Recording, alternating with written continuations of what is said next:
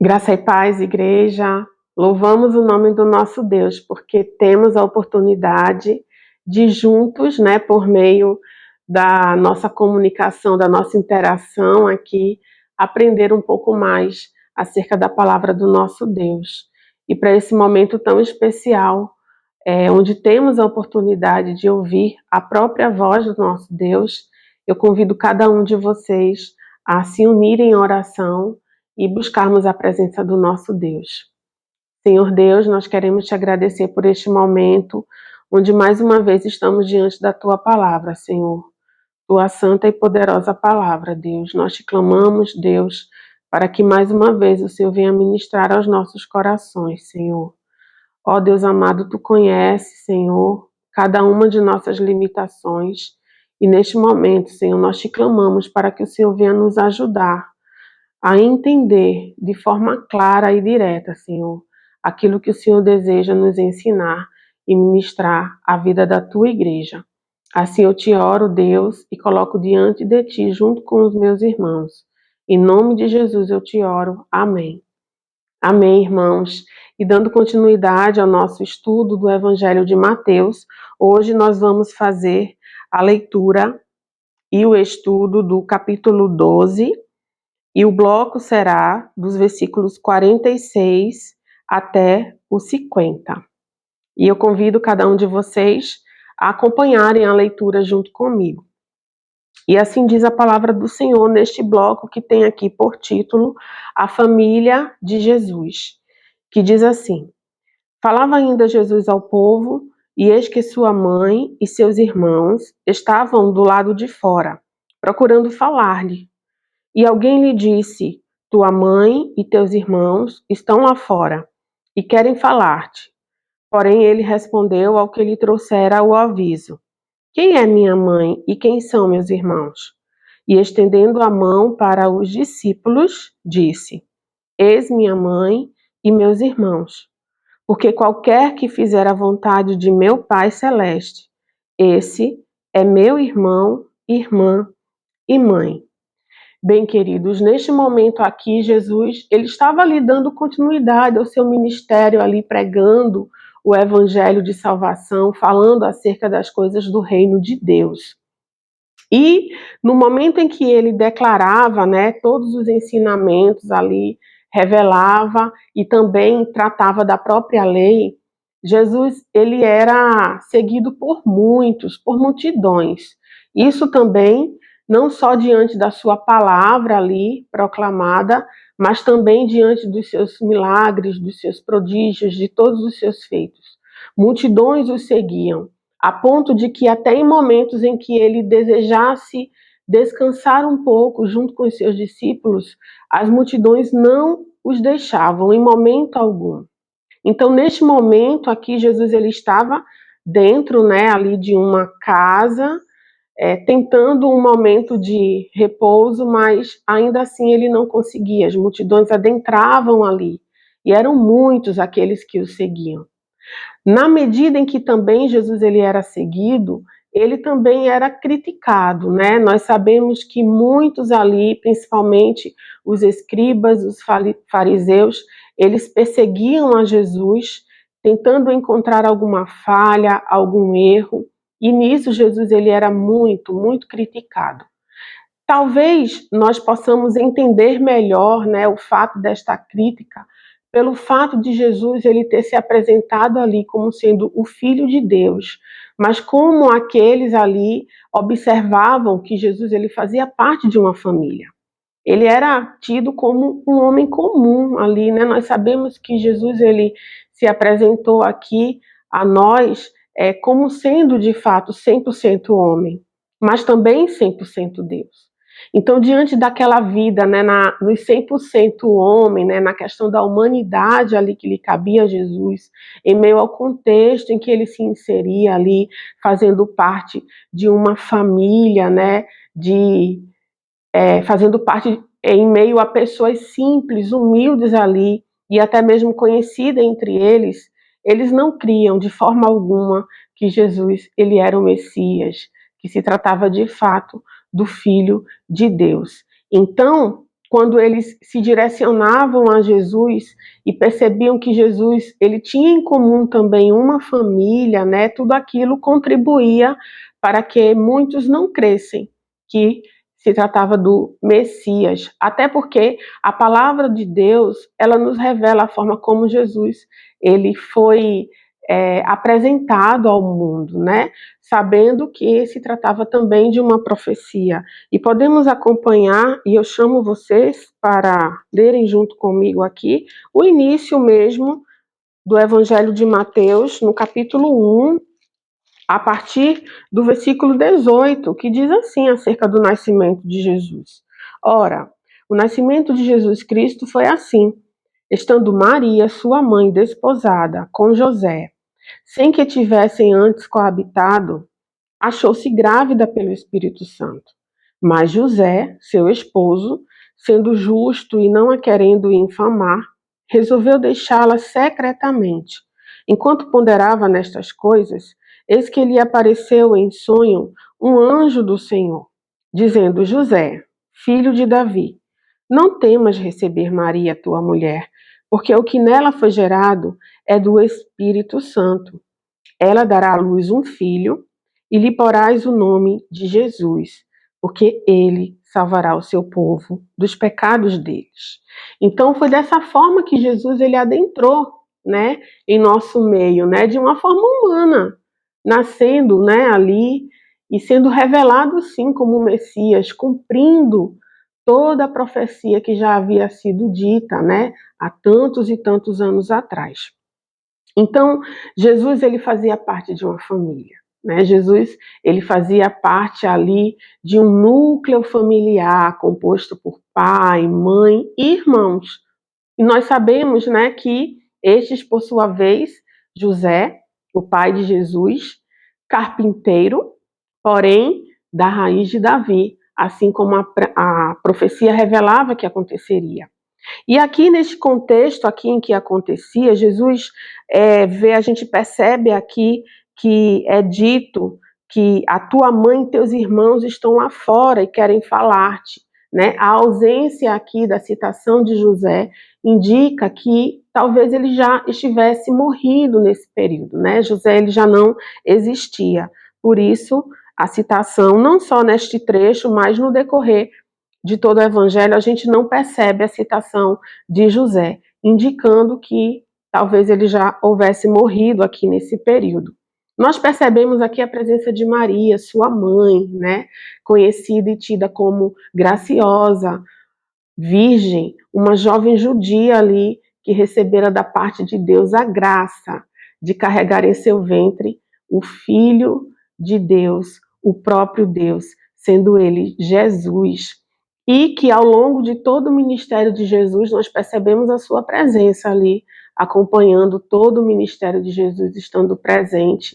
E isso até após a sua morte, né, sendo igreja ali junto com os discípulos. Então a gente pode perceber a presença real ali de sua mãe em todo seu ministério e pós-ministério também, pós ali a morte e ressurreição de Jesus. Nós percebemos também aqui que Jesus ele tinha irmãos. E a palavra de Deus ela nos afirma, sim, de fato, que ele tinha irmãos, tanto homens quanto mulheres. E a palavra nos afirma isso no próprio Evangelho de Mateus, agora no capítulo 13, um pouquinho mais à frente, dos versículos 55 e 56, que diz assim, ó: Não é este o filho do carpinteiro? Isso se referindo a Jesus. Não se chama sua mãe Maria e seus irmãos Tiago, José, Simão e Judas? Não vivem entre nós todas as suas irmãs? De onde lhe vem, pois, tudo isto? Então Jesus, de fato, ele era reconhecido ali, e de fato todos ali das proximidades conheciam e tinham realmente o conhecimento de que Jesus ele tinha uma família composta por seu pai, em dado momento, por sua mãe e por seus irmãos. Então, neste momento aqui, em que Jesus ele é procurado pelos seus, procurado, né, pela sua casa, por sua mãe, por seus irmãos, eles são impedidos de chegar diretamente até Jesus isso por conta da grande multidão que rodeava. E aí este recado ele chega até Jesus. E neste momento Jesus, ele declara ali, né? Eis minha mãe e meus irmãos, que seriam todos os discípulos. Ele aponta ali para os discípulos, aqueles que estavam ao seu redor. Estes sim são a minha mãe, são meu irmão, são meus irmãos, são a minha família. Então, neste momento aqui, a gente pode até imaginar que Jesus estivesse tratando de uma forma desrespeitosa sua mãe, seus irmãos ali, de fato, não os considerando naquele momento como família. Mas não, pelo contrário, queridos, Jesus ele sempre se importou muito com os seus, com a sua casa, com a sua mãe, com os seus irmãos. Porém, acima destes estava sim a missão que o próprio Deus havia colocado em suas mãos, e esta missão ela era fielmente cumprida, né? Então nós sabemos que Jesus ele tinha sim uma família, ele tinha mãe, ele tinha irmãos, porém a própria palavra também nos revela que seus irmãos eles não criam nele, eles não criam em Jesus, segundo o Evangelho de João, capítulo 7, versículo 5. Então Jesus ele não era reconhecido como Messias, né, a priori ali os seus irmãos. Eles realmente declaravam que não criam e até induziam Jesus a se expor a fim de que o matassem, né? Sabemos que os outros evangelhos revelam maiores detalhes deste momento aqui. Até mesmo o Evangelho de Marcos nos cita que Jesus ele estava ali sendo procurado por sua família para realmente ser detido por eles, porque eles reconheciam ali aqueles atos de Jesus como sendo fora de si, né? Ele não estava fazendo aquilo de uma forma consciente, e ali ele poderia também ser detido pelos seus. Então os evangelhos eles nos dão bastante detalhes acerca desse momento, porém vamos nos ater unicamente ao que o evangelista Mateus ele quis transmitir na realidade, a forma como o próprio Espírito de Deus utilizou a sua vida para isso. Então, queridos, continuando, nós podemos entender e até achar que Jesus ele foi um pouco indelicado com a sua família, mas eu quero falar para você que não, de forma alguma. Na realidade, Jesus ele aproveitou este momento para mais uma vez trazer preciosos ensinamentos aos seus, aqueles que estavam ali de fato o reconhecendo como Cristo, como Filho de Deus. Não foi diferente do momento em que Jesus ele apontou para as aves no céu, apontou ali para os lírios no campo e trouxe ali um ensinamento tão intenso acerca da ansiedade, sobre as necessidades da vida. Neste momento, Jesus também fez uso deste momento em que a sua família ali foi citada para trazer um precioso ensinamento para a vida daqueles.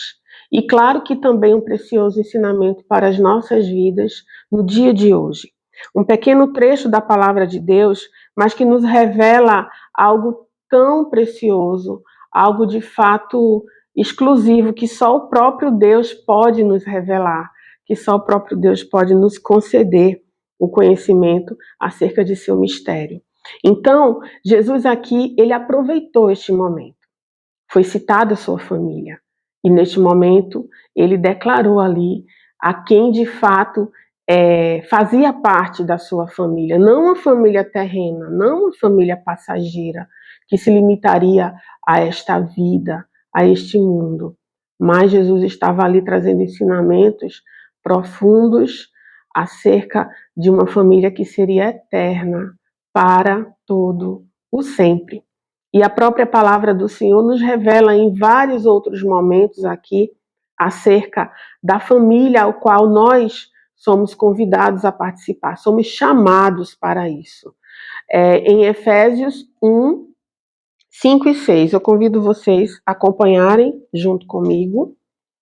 Efésios, capítulo 1, versículos 5 e 6, que nos diz assim: nos predestinou para ele, para a adoção de filhos por meio de Jesus Cristo, segundo o propósito de sua vontade, para louvor da glória de sua graça, que ele nos concedeu gratuitamente no amado. Então, ele nos escolheu, ele nos predestinou, né, por sermos adotados filhos dele. Ele, de fato, nos tirou de uma condição que nos afastava completamente, né, do Senhor. E nos achegamos diante do nosso Deus, não mais como escravos do pecado, não mais como estrangeiros, mas sim como escolhidos, como adotados por sermos filhos de Deus. Em João, capítulo 1 também, os versículos 12 e 13, assim nos diz a palavra do Senhor acerca de nossa filiação a Ele, né? Nossa adoção, que diz assim: mas a todos quantos o receberam, deu-lhes o poder de serem feitos filhos de Deus, a saber, aos que creem no seu nome, os quais não nasceram do sangue, nem da vontade da carne, nem da vontade do homem, mas de Deus. De fato, queridos, podemos ver aqui nessa passagem bíblica aqui o amor do Senhor, né? Mais uma vez nos trazendo ali para nos tornar filhos dele, não pela vontade humana, mas pela própria vontade do nosso Deus. É dessa forma que a palavra ela se direciona a nós. E diante desta palavra, o Senhor ele nos revela lições muito diretas, muito pontuais, inclusive acerca desse pequeno momento aqui em que Jesus compartilhava da palavra de Deus, e naquele cenário em que a sua família estava inserida, ele aproveita mais uma vez para trazer um profundo e eterno ensinamento que nos alcança até os dias de hoje e nos alcançará eternamente. Então, embora os demais evangelhos eles demonstrem de fato detalhes, né, deste momento, Mateus ele revela o detalhe único e principal, o que nos tornaria parte da família de Jesus, o que nos tornaria parte da família do próprio Deus.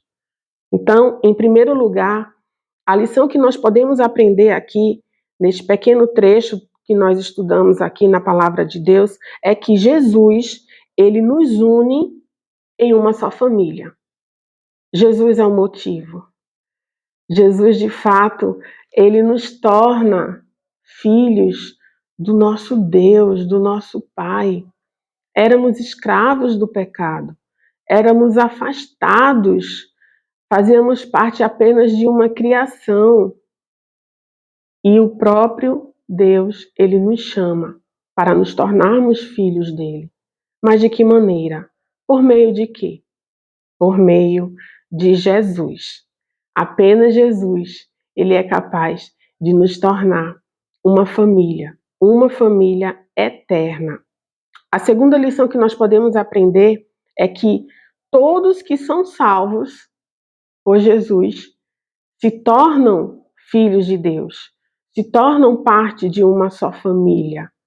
Não só os que foram salvos, mas aqueles que creram, aqueles que creem. E essa verdade nos alcançou.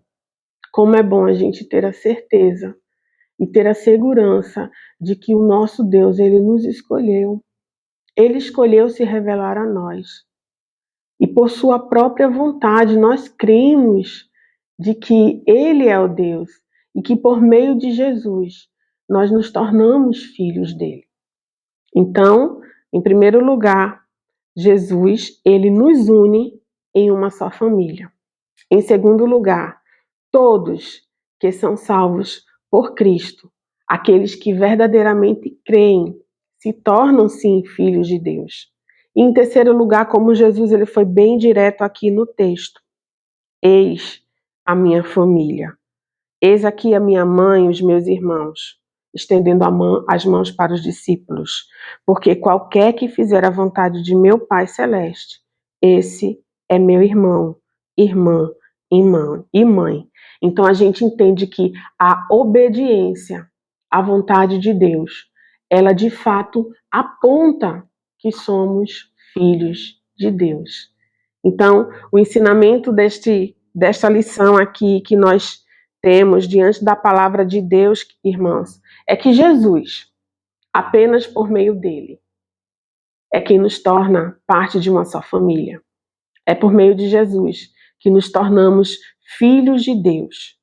Não só isso, mas aqueles que verdadeiramente creem, e não só isso, aqueles que obedecem e fazem a vontade do Pai.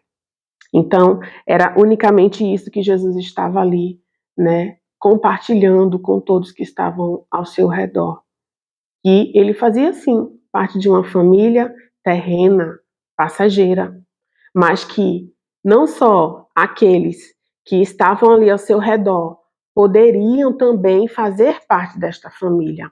Aqueles que estavam ali ao seu redor também poderiam se tornar filhos eternos do mesmo Pai. E Jesus é quem nos leva a isso. Nesse momento eu convido você a orar junto comigo e agradecer ao Senhor. Senhor Deus, eu quero te agradecer neste momento por tua santa palavra, Deus. Obrigada, Senhor, porque mais uma vez o Senhor nos lembra de quem nós somos, de onde o Senhor nos tirou. O Senhor nos tornou filhos teus, herdeiros, co-herdeiros juntos com Jesus. Nós te louvamos e engrandecemos o teu nome, Senhor, e te oramos. Em nome de Jesus, nós te agradecemos. Amém. Amém, queridos. Que Deus abençoe a sua vida.